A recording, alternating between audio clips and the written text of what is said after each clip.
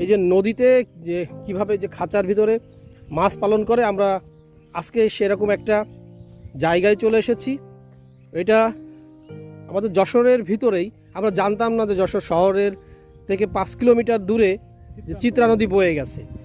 তো আমরা সেখানে আজকে এসেছি পিকনিক করতে, এবং চোখে পড়লো কি দারুণ মানে খাঁচা সিস্টেমে মাছ চাষ করছে। এখানে একটা সাইনবোর্ড দেওয়া আছে, সাইনবোর্ডে লেখা আছে এটা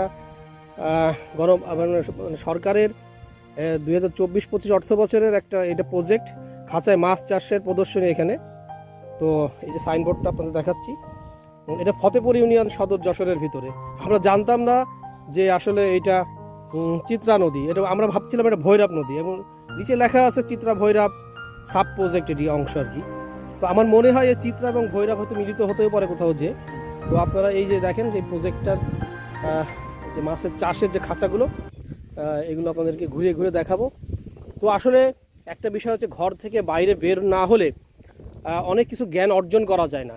এই যে আমরা এখানে পিকনিক করতে আসছি শহর থেকে কয়েক কিলোমিটার দূরে, আমরা জানতামও না যে এখানে খাঁচার ভিতরে মাছ চাষ করে।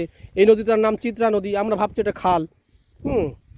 তো এই যে বিষয়টা আমাকে কেউ জিজ্ঞেস করলে আমি বলতে পারতাম না যে এরকম একটা কিছু আছে। তো দেখেন যে কেন ভ্রমণ করতে হয়। ভ্রমণ করতে হয় এই কারণে, অনেক জ্ঞান অর্জনের জন্যে, এবং চারিদিকে অনেক অজানা বিষয় ছড়িয়ে ছিটিয়ে আছে যেগুলো আমরা জানি না, এবং লোকে জিজ্ঞেস করলেও বলতে পারি না। তেমনই এই বিষয়টা আপনাদের সামনে তুলে ধরলাম এই কারণেই, যে আমাদের সবাইকে ঘর থেকে বের হতে হবে এবং জ্ঞান অন্বেষণের জন্য সবাইকে কাজ করতে হবে। তাহলে আমাদের মাথার ভিতর যে কুচিন্তা, দুশ্চিন্তা, এগুলো থেকে আমরা মুক্তি পাবো। তো আসুন আমরা সবাই ভ্রমণ করি, অজানাকে জানি।